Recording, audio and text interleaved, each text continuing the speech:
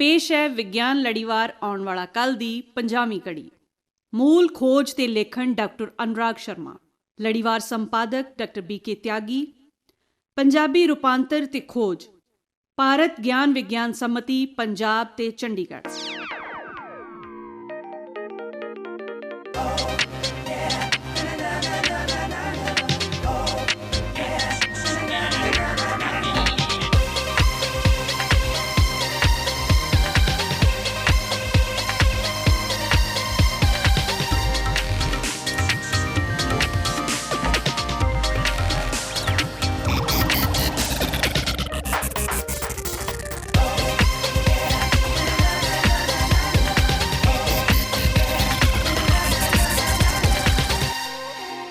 ਪਿਆਰੇ ਸਰੋਤਿਓ, ਬਨੌਟੀ ਬੌਧਿਕਤਾ ਦੀ ਵਿਗਿਆਨ ਵਰਤੋਂ ਤੇ ਭਵਿੱਖ ਬਾਬਤ ਸਾਡੇ ਲੜੀਵਾਰ ਆਉਣ ਵਾਲਾ ਕੱਲ੍ਹ ਦੀ 50ਵੀਂ ਕੜੀ 37ਵੀਂ ਚਾਲ ਵਿੱਚ ਤੁਹਾਡਾ ਨਿੱਘਾ ਸਵਾਗਤ ਹੈ।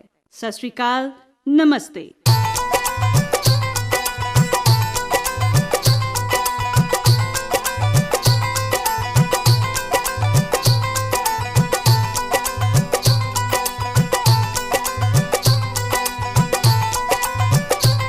ਪਿਛਲੀ ਕੜੀ ਬਨੌਟੀ ਬੌਧਿਕਤਾ ਰਾਹੀਂ ਅਮਰ ਹੋਣ ਵੱਲ ਵਿੱਚ ਕਹਾਣੀ ਸੀ ਕਿ ਕਿਵੇਂ ਡਿਜੀਟਲ ਟੈਕਨੋਲੋਜੀ ਨਾਲ ਅੱਜ ਸੰਸਾਰ ਧਰਤ ਗ੍ਰਹਿ ਦੀ ਥਾਂ ਹੋਰ ਗ੍ਰਹਿਾਂ ਵੱਲ ਨੂੰ ਪਾ ਰਿਹਾ ਹੈ ਚਾਲੇ AI ਦੇ ਸਹਾਰੇ। ਸਵਾਲ ਸਨ ਕਿ ਕੀ AI ਆਧਾਰਿਤ ਮਸ਼ੀਨਾਂ ਰਾਹੀਂ ਹੋ ਰਹੀ ਪ੍ਰਗਤੀ ਦੇ ਕਾਰਨ ਮਸ਼ੀਨ ਕਾਬੂ ਪਾ ਲਏਗੀ ਮਨੁੱਖ ਦੇ ਉੱਪਰ, ਬਣਾ ਲਏਗੀ ਉਹਨੂੰ ਆਪਣਾ ਗੁਲਾਮ? ਕੀ ਮਨੁੱਖ ਨੇ ਮਸ਼ੀਨ ਦੁਆਰਾ ਆਪਣਾ ਅੰਤ ਖੁਦ ਸਿਰਜ ਲਿਆ ਹੈ? ਕੀ ਹਮਲਾਵਰ ਰੋਬੋਟ ਕਰ ਦੇਣਗੇ ਮਨੁੱਖ ਜਾਤੀ ਦਾ ਅੰਤ? ਕੀ ਇਹ ਤੌਖਲੇ ਬੇਬੁਨਿਆਦ ਨੇ?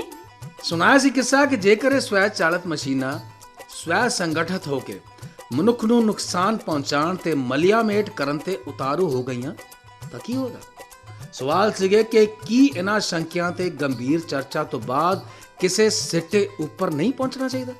ਸੁਣਾਇਆ ਸੀ ਬ੍ਰਿਤਾਂਤ ਕਿ ਕਿਵੇਂ AI ਸੌਫਟਵੇਅਰ ਧਰਤੀ ਨੂੰ ਸੁੰਦਰ ਤੇ ਸੁਰੱਖਿਅਤ ਬਣਾ ਸਕਦਾ ਹੈ। ਮਹਾਪ੍ਰਲੋਆਂ ਨਾਲ ਡਾਇਨਾਸੌਰ ਖਤਮ ਹੋਏ, ਪਰ ਮਨੁੱਖ ਤਾਂ ਡਾਇਨਾਸੌਰ ਨਹੀਂ ਹੈ, ਕਿਉਂਕਿ ਇਹ ਸੋਚਦਾ ਹੈ। ਸੁਣਾਇਆ ਸੀ ਕਹਾਣੀ ਕਿ AI ਨਾਲ ਹੀ ਮਨੁੱਖ ਨੂੰ ਬਹੁ ਗ੍ਰਹਿ ਪ੍ਰਾਣੀ ਬਣਾਇਆ ਜਾ ਸਕਦਾ ਹੈ। ਟੈਲੀਪੋਰਟਿੰਗ ਰਾਹੀਂ ਦੋ ਗ੍ਰਹਿਾਂ ਵਿਚਲੀ ਦੂਰੀ ਅੱਖ ਦੇ ਝਪਕਣ ਵਿੱਚ ਤੈਅ ਕੀਤੀ ਜਾ ਸਕਦੀ ਹੈ। ਬਿਲਕੁਲ, ਇਹ ਸਿਰਫ ਗਲਪ ਨਹੀਂ ਰਹੇਗਾ, ਇਹ ਇੱਕ ਵਿਗਿਆਨਿਕ ਹਕੀਕਤ ਬਣੇਗਾ। ਸ਼ੰਕਾ ਸੀ ਕਿ ਕੀ ਸਿੰਗੂਲੈਰਿਟੀ ਰਾਹੀਂ ਅਸੀਂ ਮਸ਼ੀਨੀ ਯੁੱਗ ਵੱਲ, ਇਕਲਾਪੇ ਵੱਲ ਤੇ ਕਿਰਤ ਦੇ ਖਾਤਮੇ ਵੱਲ ਵਧ ਰਹੇ ਹਾਂ। ਸੁਣਾਵਾਂਗੇ ਅੱਜ ਅਸੀਂ ਕਹਾਣੀ ਆਰਟੀਫਿਸ਼ੀਅਲ ਇੰਟੈਲੀਜੈਂਸ ਦੀ ਵਰਤੋਂ ਦੀ, ਵਿਕਾਸ ਦੀ, ਭਵਿੱਖ ਦੇ ਪ੍ਰਭਾਵਾਂ ਤੇ ਖਤਰਿਆਂ ਦੀ। ਕਹਾਣੀ ਇਸ AI ਦੇ ਯੁੱਗ ਦੀ, ਇਸ ਕੜੀ 37ਵੀਂ ਚਾਲ ਵਿੱਚ। ਲਓ ਫਿਰ ਸੁਣੋ ਸਾਡੇ ਇਹਨਾਂ ਕਲਾਕਾਰਾਂ ਦੀ ਜ਼ੁਬਾਨੀ ਅੱਜ ਦੀ ਕੜੀ 37ਵੀਂ ਚਾਲ।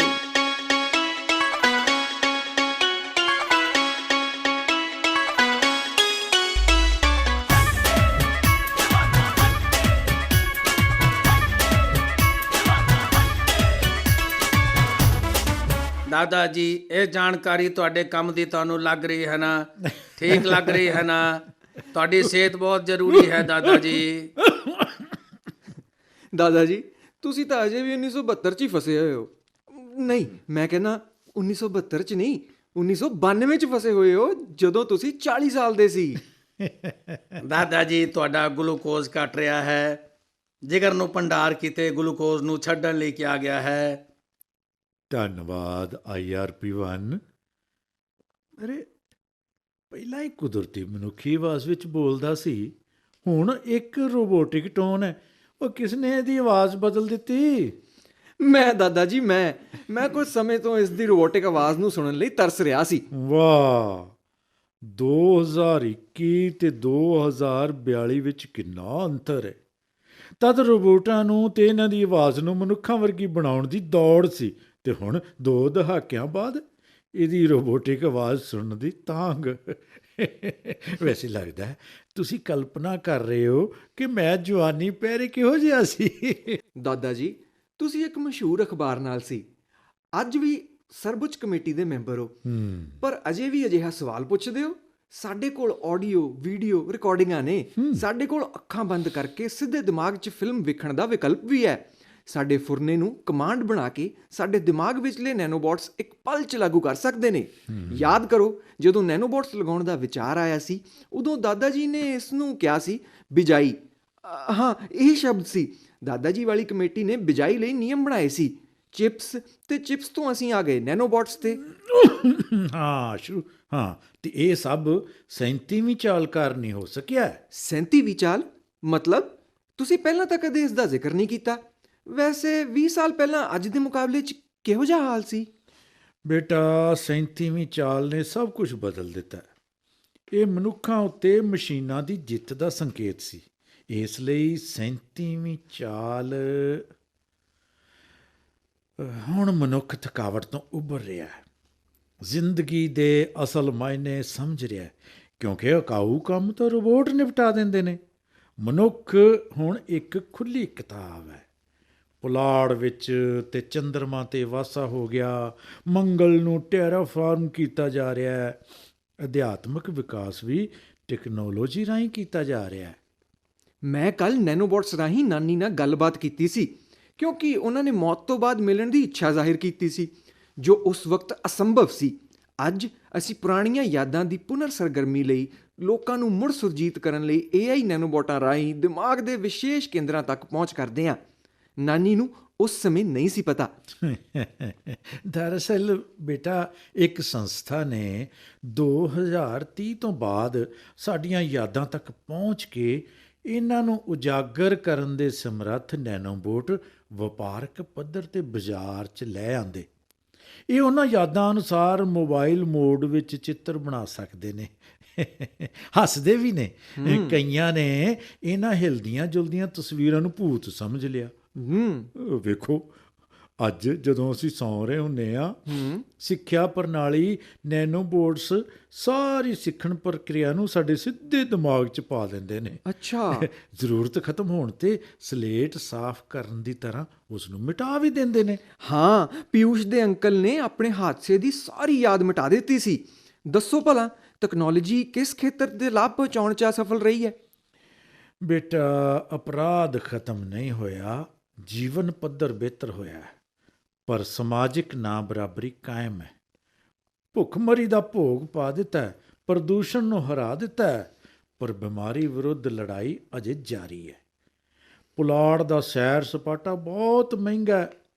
ਸਿੱਖਿਆ ਤੇ ਰੁਜ਼ਗਾਰ ਵਿੱਚ ਕ੍ਰਾਂਤੀ ਦੇਖ ਲਈ ਹੈ, ਪਰ ਟੈਕਨੋਲੋਜੀ ਨੇ ਅਸਲੀ ਸਿੱਖਣ ਵਾਲੇ ਬੁੱਧੀਮਾਨ ਤੇ ਅਣਸਿੱਖੇ ਦੇ ਵਿੱਚ ਫਰਕ ਮਿਟਾ ਛੱਡਿਆ। ਦਾਦਾ ਜੀ, ਕੀ ਅਸੀਂ ਕਦੇ ਇੱਕ ਸੰਪੂਰਨ ਸੰਸਾਰ ਪ੍ਰਾਪਤ ਕਰ ਸਕਦੇ ਹਾਂ? ਸੰਪੂਰਨ ਕੀ ਮਤਲਬ ਪੁੱਤਰ? ਸੰਪੂਰਨ ਜਾਂ ਪਰਫੈਕਟ, ਜਦੋਂ ਕੋਈ ਅਪਰਾਧ ਨਾ ਹੋਵੇ, ਕੋਈ ਬਿਮਾਰੀ ਨਹੀਂ, ਕੋਈ ਵੀ ਦੁਖੀ ਨਾ ਹੋਵੇ। ਅਸੀਂ ਕਦੇ ਵੀ ਸੰਪੂਰਨਤਾ ਨੂੰ ਪਰਿਭਾਸ਼ਿਤ ਨਹੀਂ ਕਰ ਸਕੇ ਪੁੱਤਰ। ਜਿਵੇਂ ਸੁਨੀਲ ਨੇ ਬਣਾਉਟੀ ਬੌਧਿਕਤਾ ਦੇ ਨਿਯੰਤਰਣ ਲਈ ਨਿਯਮ ਕਾਨੂੰਨ ਬਣਾਉਣ ਵਿੱਚ ਸਹਾਇਤਾ ਕੀਤੀ, ਪਰ ਹੁਣ ਉਹ ਖੁਦ ਇਹਨਾਂ ਨਿਯਮਾਂ ਕਾਨੂੰਨਾਂ ਦੀ ਸੰਪੂਰਨਤਾ ਬਾਬਤ ਬਹਿਸਾਂ ਦੇ ਵਿੱਚ ਹੀ ਉਲਝਿਆ ਪਿਆ ਹੈ। ਦਾਦਾ ਜੀ, ਉਸ ਜੰਗਲ 'ਚ ਚੱਲਦੇ ਹਾਂ ਜਿੱਥੇ ਕਤਲ ਹੋਇਆ। ਚਲੋ ਪੁੱਤਰ, ਚਲੋ। ਹਾਂ, AI ਆਧਾਰਿਤ ਮਸ਼ੀਨਾਂ ਵੱਲੋਂ ਇੱਕ ਜੰਗਲੀ ਰੱਖ 'ਚ ਕਤਲ ਦੀ ਖਬਰ ਆਈ ਹੈ। ਸਵਾਲ ਖੜਾ ਹੋ ਗਿਆ ਕਿ ਬਣਾਉਟੀ ਬੌਧਿਕਤਾ ਵੀ ਇਨਸਾਨਾਂ ਵਾਂਗ ਗਲਤੀਆਂ ਕਰ ਸਕਦੀ ਹੈ? ਮਨੁੱਖਾਂ ਤੇ ਮਸ਼ੀਨਾਂ ਦੀ ਸਹਿ ਹੋਂਦ ਬਾਬਤ ਕੇਂਦਰੀ ਮੁੱਦਾ ਫਿਰ ਉੱਠਿਆ। ਹੁਣ ਤੱਕ ਬਣਾਉਟੀ ਬੌਧਿਕਤਾ ਨੇ ਕੋਈ ਗਲਤੀ ਨਹੀਂ ਕੀਤੀ। ਇਹ ਤਾਂ ਉਪਲਬਧ ਡੇਟਾ ਦੇ ਆਧਾਰ ਤੇ ਆਪਣੇ ਕੰਮ ਕਰਦੀ ਹੈ। ਬਣਾਉਟੀ ਬੌਧਿਕਤਾ ਦੁਆਰਾ ਮਨੁੱਖ ਨੂੰ ਨੁਕਸਾਨ ਪਹੁੰਚਾਉਣਾ ਕਲਪਨਾ ਤੋਂ ਪਰੇ ਹੈ ਪੁੱਤਰ। ਪਰ ਫਿਰ ਵੀ ਕਤਲ ਦੀ ਖਬਰ ਤਾਂ ਆਈ ਹੈ ਨਾ।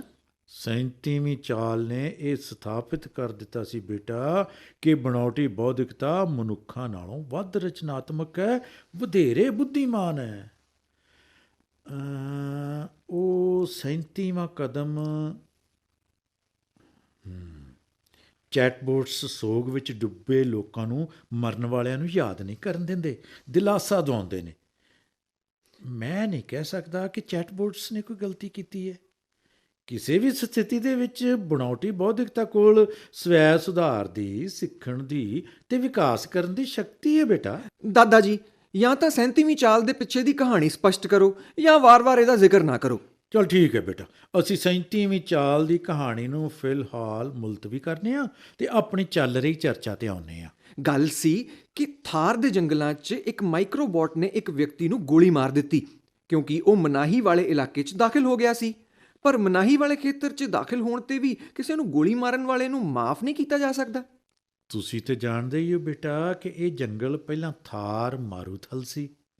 ਹਾਂ, ਮੈਨੂੰ ਪਤਾ ਹੈ। ਅੱਜ ਕੱਲ੍ਹ ਅਸੀਂ ਨੈਨੋਬੋਟਾਂ ਰਾਹੀਂ ਕਿਸੇ ਵੀ ਖੇਤਰ ਦੀਆਂ ਮੌਸਮੀ ਸਥਿਤੀਆਂ ਨੂੰ ਬਦਲ ਸਕਦੇ ਹਾਂ। ਨੈਨੋਬੋਟ ਮੰਗਲ ਗ੍ਰਹਿ ਨੂੰ ਟੈਰਾਫਾਰਮ ਕਰ ਰਹੇ ਨੇ। ਠੀਕ, ਮੈਂ ਇਸ ਉੱਤੇ ਇੱਕ ਲੇਖ ਵੀ ਲਿਖਿਆ ਸੀ। ਓਹੋ, ਲਿਖਣ ਦਾ ਮੁਸ਼ਕਿਲ ਕੰਮ ਤੁਹਾਨੂੰ ਖੁਦ ਕਰਨਾ ਪਿਆ ਹੋਵੇਗਾ। ਦੇਖੋ, ਅੱਜ ਕੱਲ੍ਹ ਅਸੀਂ ਕੇਵਲ ਸੋਚਣਾ ਹੁੰਦਾ ਹੈ ਤੇ ਸਾਡੀਆਂ ਸੋਚਾਂ ਛਪ ਜਾਂਦੀਆਂ ਨੇ। ਠੀਕ ਸਮਝ ਗਿਆ, ਠੀਕ ਸਮਝਿਆ ਮੇਰਾ ਪੁੱਤਰ। ਦੇਖੋ, ਕਤਲ ਸੰਬੰਧੀ ਸਾਰੀ ਜਾਣਕਾਰੀ ਮੈਨੂੰ ਨੈਨੋਬੋਟਸ ਰਾਹੀਂ ਮਿਲੀ ਹੈ। ਉਸ ਵਿਅਕਤੀ ਨੇ ਦੁਰਲੱਭ ਕਿਸਮ ਦੇ ਇੱਕ ਡੱਡੂ ਨੂੰ ਮਾਰ ਕੇ ਆਪਣੇ ਬੈਗ 'ਚ ਪਾ ਲਿਆ ਸੀ। ਉਹ ਇੱਕ ਹੋਰ ਡੱਡੂ ਨੂੰ ਮਾਰਨ ਲੱਗਿਆ ਸੀ ਤਾਂ ਮਾਈਕਰੋ ਰੋਬੋਟ ਨੇ ਉਸ ਤੇ ਹਮਲਾ ਕਰ ਦਿੱਤਾ। ਇੱਥੇ ਦੋ ਸਵਾਲ ਪੈਦਾ ਹੁੰਦੇ ਨੇ। ਪਹਿਲੇ ਡੱਡੂ ਨੂੰ ਮਾਰਨ ਵੇਲੇ ਉਸ ਦੇ ਹਮਲਾ ਕਿਉਂ ਨਹੀਂ ਕੀਤਾ, ਤੇ ਦੂਜਾ ਇਹ ਕਿ ਵਿਅਕਤੀ ਨੂੰ ਮਾਰਨਾ ਜ਼ਰੂਰੀ ਸੀ।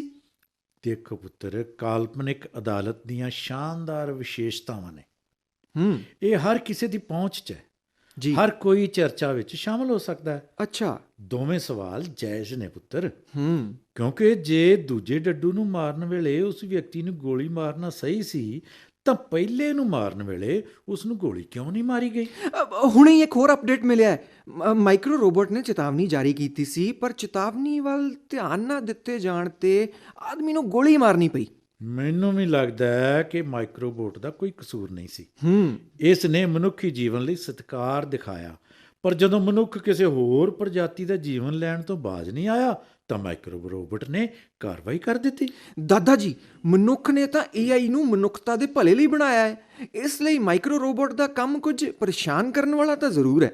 ਆਸ਼ੂ, ਦੇਖੋ, ਉਸ ਜੰਗਲ ਵਿੱਚ ਜੈਵਿਕ ਵਿਭਿੰਨਤਾ ਦੀ ਰੱਖਿਆ ਕਰਨਾ ਉਸ ਮਾਈਕਰੋ ਰੋਬੋਟ ਦੀ ਜ਼ਿੰਮੇਵਾਰੀ ਸੀ। ਇਹੀ ਉਸਨੇ ਕੀਤਾ। ਜੇਕਰ ਕਾਨੂੰਨ ਨੂੰ ਸਖਤੀ ਨਾਲ ਲਾਗੂ ਨਾ ਕੀਤਾ ਤਾਂ ਮਨੁੱਖ ਤਾਂ ਧਰਤੀ ਦੇ ਸਾਰੇ ਹੀ ਸਰੋਤਾਂ ਨੂੰ ਖਤਮ ਕਰ ਦੇਗਾ। ਉਹ ਦਾਦਾ ਜੀ ਸੁਣੋ, ਹੁਣੇ ਸਾਹਮਣੇ ਆਇਆ ਹੈ ਕਿ ਇੱਕ ਸਪਾਈ ਬੋਟ ਰਾਹੀਂ ਮਾਈਕਰੋ ਰੋਬੋਟ ਨੂੰ ਭ੍ਰਿਸ਼ਟ ਕਰਨ ਦੀ ਵੀ ਕੋਸ਼ਿਸ਼ ਕੀਤੀ ਗਈ ਸੀ। ਪਰ ਮਾਈਕਰੋ ਰੋਬੋਟ ਤੇ ਹੋਰ AI ਸਿਸਟਮ ਤਾਂ ਅਜਿਹੇ ਹੈਕਰਾਂ ਤੋਂ ਆਪਣੇ ਆਪ ਨੂੰ ਬਚਾਉਣ ਦੇ ਸਮਰੱਥ ਨੇ। ਹਮਲੇ ਦੇ ਸਰੋਤ ਤੱਕ ਪਹੁੰਚ ਸਕਦੇ ਨੇ, ਤਾਂ ਪ੍ਰਤੀਕਰਮ ਇੰਨਾ ਸਮਾਂ ਕਿਉਂ ਵੇ ਲੈ ਗਿਆ? ਆਸ਼ੂ, ਮੈਨੂੰ ਹੁਣੇ ਅਪਡੇਟ ਮਿਲੀ ਹੈ। ਦੇਰੀ ਇਸ ਲਈ ਸੀ ਕਿਉਂਕਿ ਮਾਈਕਰੋਬੋਟ ਦੇ ਐਲਗੋਰਿਦਮ ਵਿੱਚ ਇੱਕ ਜਾਸੂਸੀ ਪ੍ਰੋਗਰਾਮ ਸ਼ਾਮਲ ਕਰ ਦਿੱਤਾ ਗਿਆ ਸੀ। ਸ਼ੁਰੂ ਵਿੱਚ ਇਹਨਾਂ ਨੂੰ ਵਾਇਰਸ ਕਹਿੰਦੇ ਸਨ। ਦਾਦਾ ਜੀ, ਜ਼ਮੀਨ ਦੇ ਚੱਪੇ-ਚੱਪੇ ਦੀ ਜਾਂਚ ਲਈ ਮਾਈਕਰੋ ਡਰੋਨ ਤੈਨਾਤ ਕਰ ਦਿੱਤੇ ਨੇ। ਹੁਣ ਆਡੀਓ ਤੇ ਵੀਡੀਓ ਸਿਗਨਲ ਭੇਜ ਰਹੇ ਨੇ। ਸ਼ਕਤੀਸ਼ਾਲੀ ਉਪਗ੍ਰਹਿ ਪੁਲਾੜ ਤੋਂ ਵੀ ਧਰਤੀ ਨੂੰ ਸਕੈਨ ਕਰ ਰਹੇ ਨੇ। AI ਸਾਰੀਆਂ ਥਾਵਾਂ ਦੀ ਸਪਸ਼ਟ ਤਸਵੀਰਾਂ ਲੈਣ ਦੇ ਸਮਰੱਥ ਹੈ। ਤਾਂ ਉਹ ਲੋਕ ਕੌਣ ਨੇ ਜੋ ਸਿਸਟਮ ਨੂੰ ਚਕਮਾ ਦੇ ਕੇ ਸਭ ਕੁਝ ਤਬਾਹ ਕਰਨ ਤੇ ਤੁਲੇ ਦਿਖਾਈ ਦਿੰਦੇ ਨੇ? ਅਜਿਹੇ ਲੋਕ ਹਮੇਸ਼ਾ ਸਾਡੇ ਆਲੇ ਦੁਆਲੇ ਹੁੰਦੇ ਨੇ। ਮੈਨੂੰ ਲੱਗਦਾ ਹੈ ਉਹਨਾਂ ਨੂੰ ਹਮੇਸ਼ਾ ਹਰ ਚੀਜ਼ ਤੋਂ ਸਮੱਸਿਆ ਹੀ ਹੁੰਦੀ ਹੈ, ਭਾਵੇਂ ਇਹ ਟੈਕਨੋਲੋਜੀ ਹੋਵੇ ਜਾਂ ਸੱਭਿਆਚਾਰਕ ਨਿਯਮ। ਉਹਨਾਂ ਨੇ ਮੈਨੂੰ ਦੱਸਿਆ ਸੀ, ਪਰ ਮੈਨੂੰ ਕੋਈ ਦਿਲਚਸਪੀ ਨਹੀਂ ਸੀ। ਸਵਾਲ ਇਹ ਹੈ ਕਿ ਸਾਡੇ ਕੋਲ AI ਸਮਰੱਥ ਬਹੁਤ ਸਾਰੀਆਂ ਤਕਨੀਕਾਂ ਨੇ ਜੋ ਮਨੁੱਖੀ ਸੋਚ ਨੂੰ ਸਕਾਰਾਤਮਕ ਦਿਸ਼ਾ 'ਚ ਢਾਲ ਸਕਦੀਆਂ ਨੇ, ਤਾਂ ਉਹ ਅਜਿਹੇ ਲੋਕਾਂ ਤੇ ਅਜਿਹੇ ਕੰਮ ਕਿਉਂ ਨਹੀਂ ਕਰਦੀਆਂ? ਇਹ ਹੋਏਗਾ ਬੇਟਾ, ਇਹ ਟੈਕਨੋਲੋਜੀਆਂ ਸਮੇਂ ਦੇ ਨਾਲ ਸਫਲ ਹੋਣਗੀਆਂ। ਤੁਹਾਡੇ ਤੇ ਮੇਰੇ ਵਾਂਗ ਸਭ ਦੇ ਦਿਮਾਗਾਂ ਨਾਲ ਨੈਨੋਬੋਟਸ ਨਹੀਂ ਜੁੜੇ ਹੋਏ ਜੀ। ਨਾ ਹੀ ਬਿਮਾਰੀ ਤੋਂ ਸੁਰੱਖਿਆ ਵਾਸਤੇ ਉਹਨਾਂ ਦੇ ਖੂਨ ਦੇ ਵਹਾਅ ਵਿੱਚ ਨੈਨੋਬੋਟਸ ਨੇ, ਜਿਵੇਂ ਕਿ ਮੇਰੇ ਨੈਨੋਬੋਟਸ ਕਰਦੇ ਨੇ। ਮੇਰੇ ਨੈਨੋਬੋਟਸ ਤਾਂ ਮੈਨੂੰ ਬੁੱਢਾ ਨਹੀਂ ਹੋਣ ਦਿੰਦੇ, ਚਮੜੀ ਤੇ ਝੁਰੜੀਆਂ ਵੀ ਨਹੀਂ ਬਣਨ ਦਿੰਦੇ। ਦਾਦਾ ਜੀ, ਸਾਡੀ ਸੱਜੀ ਹਥੇਲੀ 'ਚ ਇੱਕ ਚਿਪ ਪਾਈ ਗਈ ਹੈ ਜੋ ਦੁਨੀਆ ਦੇ ਕਿਸੇ ਵੀ ਤਾਲੇ ਨੂੰ ਖੋਲ੍ਹ ਸਕਦੀ ਹੈ। ਮਾਲਕ ਸਾਨੂੰ ਇੱਕ ਵਾਰ ਇਜਾਜ਼ਤ ਦਿੰਦਾ ਹੈ, ਅਸੀਂ ਫਿਰ ਕਿਸੇ ਵੀ ਤਾਲੇ ਨੂੰ ਆਸਾਨੀ ਨਾਲ ਖੋਲ੍ਹ ਸਕਦੇ ਹਾਂ। ਟੈਕਨੋਲੋਜੀ ਦੀ ਇਹ ਤਾਕਤ ਹੈ ਕਿ ਭਾਵੇਂ ਮੈਂ ਘਰ ਤੋਂ ਲਗਭਗ 300 ਕਿਲੋਮੀਟਰ ਦੂਰ ਇੱਕ ਫਲਾਈਂਗ ਟੈਕਸੀ 'ਚ ਹਾਂ, ਪਰ ਸਾਡੇ 3D ਹੋਲੋਗ੍ਰਾਮ ਸਾਡੇ ਵਿਚਕਾਰ ਸਰੀਰਕ ਦੂਰੀ ਮਹਿਸੂਸ ਨਹੀਂ ਹੋਣ ਦਿੰਦੇ। 700 ਕਿਲੋਮੀਟਰ ਦੂਰੀ ਤੋਂ ਭੂਮੀਗਤ ਉੱਚ ਕੁੰਡਲੀ ਹਾਈਪਰ ਲੂਪ ਦੀ ਬਦੌਲਤ ਅਸੀਂ 15 ਮਿੰਟਾਂ 'ਚ ਹੀ ਘਰ ਪਹੁੰਚ ਸਕਦੇ ਹਾਂ। ਹਾਂ ਪੁੱਤਰ, AI ਨੇ ਨਾਲ ਦੇ ਕਮਰੇ ਨੂੰ ਅਦਾਲਤ ਵਿੱਚ ਬਦਲ ਦਿੱਤਾ। ਸੁਨੀਲ ਉੱਥੇ ਮਾਈਕਰੋਬੋਟ ਦੇ ਕੇਸ ਦੀ ਸੁਣਵਾਈ ਕਰ ਰਿਹਾ। ਉਹ ਵੀ 10 ਮਿੰਟਾਂ ਵਿੱਚ ਸਾਡੇ ਨਾਲ ਜੁੜ ਜਾਵੇਗਾ। ਹੂੰ ਮੈਂ ਖਾਣੇ ਨੂੰ ਪ੍ਰਿੰਟ ਕਰਨ ਦਾ ਆਰਡਰ ਵੀ ਦੇ ਦਿੱਤਾ। ਜੀ। ਅਸੀਂ ਇਕੱਠੇ ਸਵਾਦ ਭੋਜਨ ਦਾ ਆਨੰਦ ਲਵਾਂਗੇ। ਵਾਹ, ਤੁਸੀਂ ਭੋਜਨ ਨੂੰ ਹਾਈਡ ਮੋਡ 'ਚ ਪ੍ਰਿੰਟ ਕਰਨ ਲਈ ਆਰਡਰ ਦੇ ਦਿੱਤਾ, ਜਿਸ ਕਰਕੇ ਅਸੀਂ ਨਹੀਂ ਦੇਖ ਸਕੇ। ਪਰ ਅਸੀਂ ਉਹਨਾਂ ਲੋਕਾਂ ਦੀ ਚਰਚਾ ਤਾਂ ਅਧੂਰੀ ਛੱਡ ਦਿੱਤੀ ਜੋ ਇਸ ਸਾਰੇ ਸਿਸਟਮ ਨੂੰ ਬਰਬਾਦ ਕਰਨ ਤੇ ਤੁਲੇ ਹੋਏ ਨੇ। ਘਬਰਾਓ ਨਾ ਬੇਟਾ, ਕੁਝ ਸਾਲਾਂ ਵਿੱਚ ਹਰ ਕੋਈ ਬਣਾਉਟੀ ਬੌਧਿਕਤਾ ਨਾਲ ਜੁੜ ਜਾਏਗਾ। ਨਕਾਰਾਤਮਕਤਾ ਖਤਮ ਹੋ ਜਾਵੇਗੀ ਜੀ। ਹਰ ਕੋਈ ਬਿਹਤਰ ਜ਼ਿੰਦਗੀ ਨਾਲ ਜੁੜ ਜਾਵੇਗਾ। ਟੈਕਨੋਲੋਜੀ ਨਹੀਂ ਰੁਕੇਗੀ। ਅੱਛਾ। ਹਾਂਜੀ, 37ਵੀਂ ਚਾਲ ਨੇ ਸਭ ਕੁਝ ਸਪਸ਼ਟ ਕਰ ਦਿੱਤਾ ਬੇਟਾ। 37ਵੀਂ ਚਾਲ ਕੀ ਹੈ ਇਹ? ਚਲੋ ਇਸ ਤੋਂ ਹੁਣ ਭੇਤ ਦਾ ਪਰਦਾ ਹਟਾ ਹੀ ਦਿਓ ਦਾਦਾ ਜੀ। ਹਾਂ, ਪਹਿਲਾਂ ਘਰ ਤਾਂ ਪਹੁੰਚੋ ਬੇਟਾ, ਖਾਣੇ ਦੇ ਮੇਜ਼ ਤੇ ਸਭ ਕੁਝ ਦੱਸਾਂਗਾ। ਇੰਜ ਲੱਗਦਾ ਜਿਵੇਂ ਸੁਨੀਲ ਪਹੁੰਚ ਗਿਆ। ਹਾਂ। ਤੁਸੀਂ ਵੀ ਛੇਤੀ ਛੇਤੀ ਘਰ ਪਹੁੰਚੋ ਪੁੱਤ। ਠੀਕ ਹੈ ਦਾਦਾ ਜੀ, ਠੀਕ ਹੈ।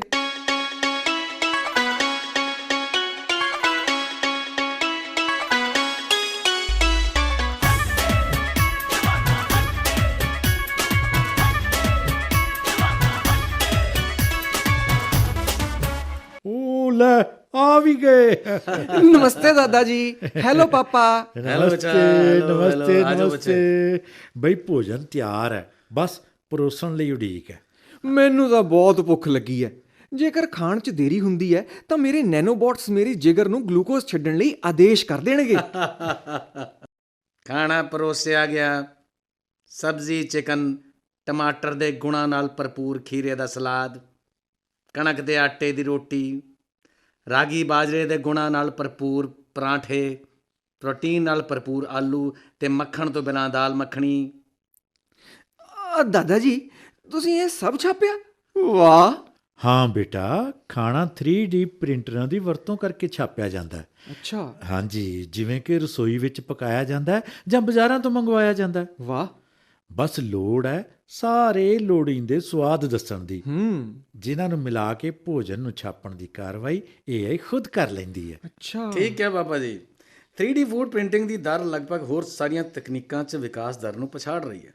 ਹੁਣ ਜੇਕਰ ਤੁਸੀਂ ਸ਼ਾਕਾਹਾਰੀ ਚਿਕਨ ਦਾ ਆਰਡਰ ਕਰਦੇ ਹੋ ਤਾਂ ਇਹ ਦਾਲ, ਸਬਜ਼ੀਆਂ ਤੇ ਮਸਾਲਿਆਂ ਦੇ ਸਵਾਦ ਨੂੰ ਇਸ ਤਰੀਕੇ ਨਾਲ ਬਦਲਦਾ ਹੈ ਕਿ ਅਸਲੀ ਚਿਕਨ ਵਰਗਾ ਹੀ ਹੁੰਦਾ ਹੈ। ਸਹੀ ਕਿਹਾ ਦਾਦਾ ਜੀ। ਜੀਨ ਰੀਕੰਬੀਨੇਸ਼ਨ ਨੇ ਕੁਪੋਸ਼ਣ ਤੋਂ ਛੁਟਕਾਰਾ ਤਾਂ ਦਵਾ ਦਿੱਤਾ ਹੈ। ਜਿਵੇਂ ਖੀਰੇ ਦੇ ਸਲਾਦ 'ਚ ਟਮਾਟਰ ਵਾਲਾ ਵੀ ਪੋਸ਼ਣ ਮਿਲਦਾ ਹੈ। ਆਲੂ 'ਚ ਚਲਾਈ ਦਾ ਜੀਨ ਪਾ ਕੇ ਉਸ ਦੀ ਲੋ ਮਾਤਰਾ ਨੂੰ ਵਧਾਇਆ ਗਿਆ ਹੈ। ਕਈ ਸਰੋਤਾਂ ਦੇ ਪ੍ਰੋਟੀਨ ਨੂੰ ਵੀ ਆਲੂ 'ਚ ਸ਼ਾਮਿਲ ਕੀਤਾ ਗਿਆ ਹੈ। ਇੰਨਾ ਹੀ ਨਹੀਂ, ਐਥਲੀਟਾਂ ਲਈ ਉੱਚ ਪ੍ਰੋਟੀਨ ਵਾਲੇ ਆਲੂ ਵੀ ਉਪਲਬਧ ਨੇ। ਹਾਂ ਬੇਟਾ, ਗੁਣਸੂਤਰ ਬਦਲਾਅ ਫਸਲਾਂ ਦਾ ਵਿਰੋਧ ਹੁਣ ਨਹੀਂ, ਕਿਉਂਕਿ ਇਹਨਾਂ ਫਸਲਾਂ ਦੇ ਸਿਹਤ ਤੇ ਵਾਤਾਵਰਨਕ ਪਹਿਲੂਆਂ ਤੇ ਹੁਣ ਬਣਾਉਟੀ ਬੌਧਿਕਤਾ ਰਾਹੀਂ ਬਹੁਤ ਸਾਰਾ ਅਧਿਐਨ, ਬਹੁਤ ਸਾਰੀ ਸਟੱਡੀ ਕਰ ਲਈ ਗਈ। ਪਾਪਾ, ਉਸ ਕੇਸ ਬਾਰੇ ਕੀ ਅਪਡੇਟ ਹੈ ਜਿੱਥੇ ਮਾਈਕਰੋ ਰੋਬੋਟ ਨੇ ਜੰਗਲ 'ਚ ਇੱਕ ਮਨੁੱਖ ਨੂੰ ਗੋਲੀ ਮਾਰ ਦਿੱਤੀ ਸੀ? ਮੈਂ ਵੇਰਵੇ ਭੇਜੇ ਸੀਗੇ ਪੁੱਤ। ਦਰਅਸਲ ਇੱਕ ਵਾਇਰਸ ਨੇ ਇਹਨੂੰ ਖਰਾਬ ਕਰਤਾ ਸੀ, ਜਿਸ ਕਰਕੇ ਇਹਦੀ ਕਾਰਵਾਈ 'ਚ ਦੇਰੀ ਹੋਈ। ਓਹੋ। ਪਰ ਇੰਪੋਰਟੈਂਟ ਫੈਕਟ ਇਹ ਹੈ ਕਿ ਮਾਈਕਰੋ ਰੋਬੋਟ ਨੇ ਉਸ ਵਿਅਕਤੀ ਦੀਆਂ ਅੱਖਾਂ ਤੋਂ ਸਾਰਾ ਡਾਟਾ ਲੈ ਲਿਆ ਸੀ, ਜਿਸ ਕਰਕੇ ਉਹਨੂੰ ਸ਼ੂਟ ਕਰਨ ਦਾ ਫੈਸਲਾ ਕਰਨਾ ਪਿਆ। ਅੱਛਾ, ਇਹ ਬੰਦਾ ਕੌਣ ਸੀ? ਉਹ ਇੱਕ ਵੱਡੇ ਤਸਕਰ ਗਰੋਹ ਦਾ ਮੈਂਬਰ ਸੀ, ਜਿਹੜੇ ਦੁਰਲਭ ਪ੍ਰਜਾਤੀਆਂ ਦੇ ਗੁਣ ਸੂਤਰਾਂ ਦੀ ਤਸਕਰੀ ਕਰਦੇ ਨੇ। ਮਾਈਕ ਰੋਬੋਟ ਨੂੰ ਕਮਾਂਡ ਸਾਡੀ ਰੱਖਿਆ ਤਕਨੋਲੋਜੀ ਨੇ ਜਾਰੀ ਕੀਤੀ ਸੀ। ਇਹ ਸਾਰਾ ਕਿੱਸਾ ਸਬੂਤਾਂ ਸਮੇਤ ਅਦਾਲਤ ਸਾਹਮਣੇ ਪੇਸ਼ ਹੋ ਗਿਆ ਸੀ। ਮਾਈਕਰੋਬੋਟ ਨੂੰ ਬਰੀ ਕਰ ਦਿੱਤਾ ਗਿਆ ਹੈ। ਚਰਿੱਤਰ ਤੇ ਦਾਗ ਲਾਏ ਬਿਨਾਂ ਬਰੀ ਹੋ ਗਿਆ। ਬਰੀ, ਇਹ ਸਭ ਤੁਸੀਂ ਕਿਵੇਂ ਸਿੱਖਿਆ ਬਾਪਾ ਜੀ? ਉਹ ਮੈਂ ਇੱਕ ਪੁਰਾਣੀ ਫਿਲਮ ਵਿੱਚ ਨਹੀਂ ਦੇਖਿਆ ਸੀ, ਸਾਡੇ ਬਚਪਨ 'ਚ ਬੋਲਦੇ ਸਨ। ਅੰਤ ਵਿੱਚ ਹੀਰੋ ਜਾਂ ਉਸਦੇ ਪਿਤਾ ਨੂੰ ਬੇਦਾਗ ਕਰਾਰ ਦੇ ਕੇ ਬਰੀ ਕਰ ਦਿੱਤਾ ਜਾਂਦਾ ਸੀ ਫਿਲਮਾਂ 'ਚ। ਵੀ ਖਾਣਾ ਬਹੁਤ ਵਧੀਆ ਸੀ। ਧੰਨਵਾਦ ਦਾਦਾ ਜੀ। ਹਾਂ, ਸਭ ਤੋਂ ਵਧੀਆ ਗੱਲ ਹੈ ਕਿ ਝੂਠੇ ਭਾਂਡਿਆਂ ਨੂੰ ਧੋਣ ਦੀ ਥਾਂ ਪੁਨਰ ਚੱਕਰੀਕਰਨ ਕੀਤਾ ਗਿਆ, ਯਾਨੀ ਰੀਸਾਈਕਲਿੰਗ, ਤੇ ਨਵੇਂ ਰੂਪ ਵਿੱਚ ਆਉਣ ਲਈ 3D ਪ੍ਰਿੰਟਰ ਵਿੱਚ ਪਾ ਦਿੱਤਾ ਜਾਂਦਾ। ਇਸ 'ਚ ਨਵਾਂ ਕੀ ਹੈ? ਹਰ ਘਰ 'ਚ ਅਜਿਹਾ ਹੀ ਹੁੰਦਾ? ਹੁਣ ਹੁੰਦਾ ਬੇਟਾ ਜੀ, ਹਮੇਸ਼ਾ ਨਹੀਂ ਸੀ ਹੁੰਦਾ। ਰਸੂਏ ਦੇ ਚਲੇ ਜਾਣ ਤੇ ਬਹੁਤ ਜ਼ਿਆਦਾ ਮੁਸ਼ਕਲ ਹੁੰਦੀ ਸੀ।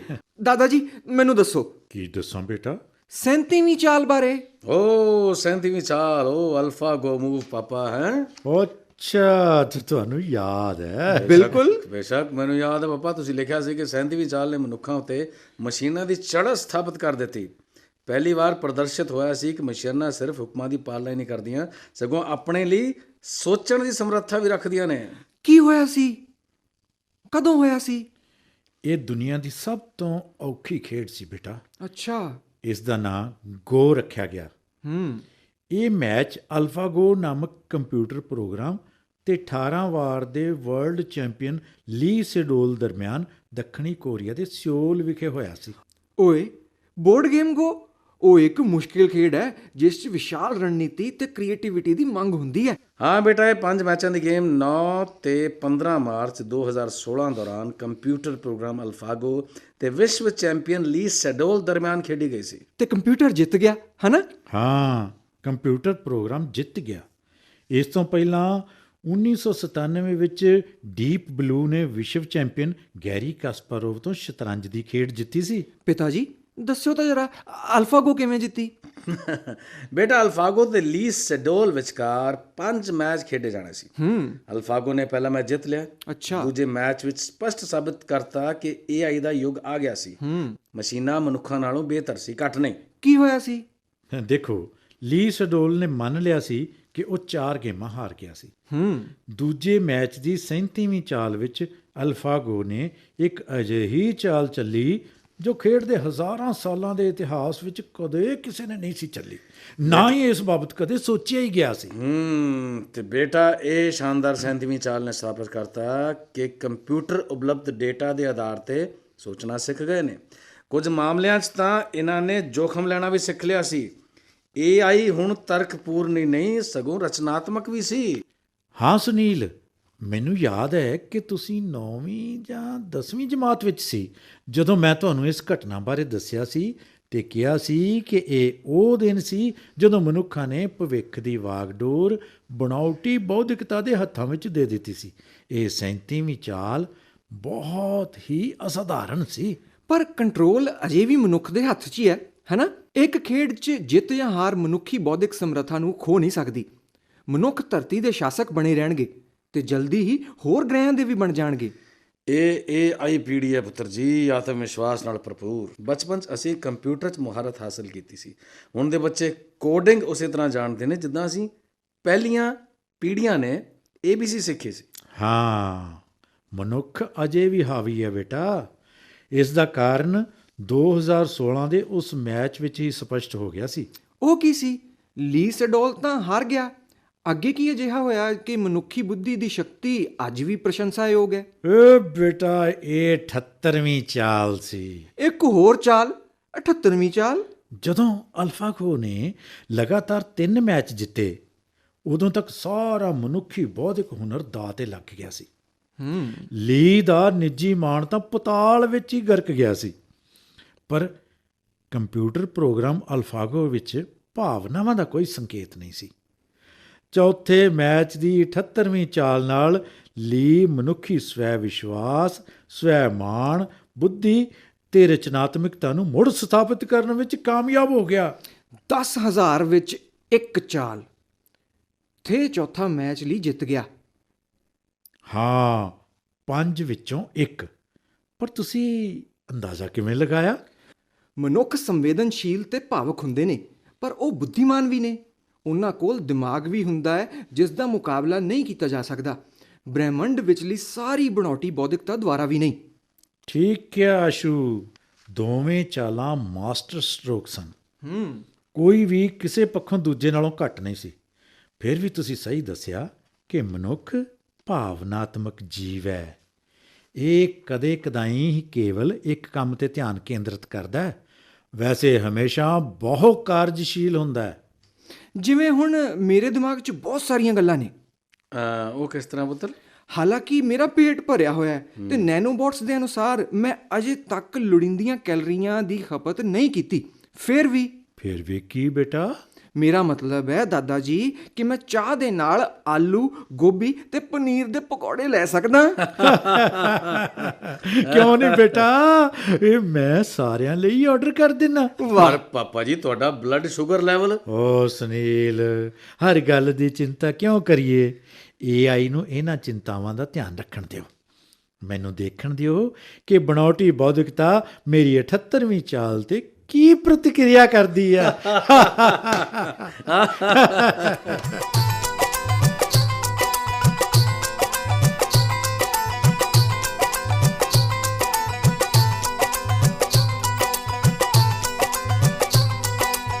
ਤੁਸੀਂ ਸੁਣ ਰਹੇ ਸੀ ਵਿਗਿਆਨ ਲੜੀਵਾਰ ਆਉਣ ਵਾਲਾ ਕੱਲ ਦੀ 5ਵੀਂ ਕੜੀ।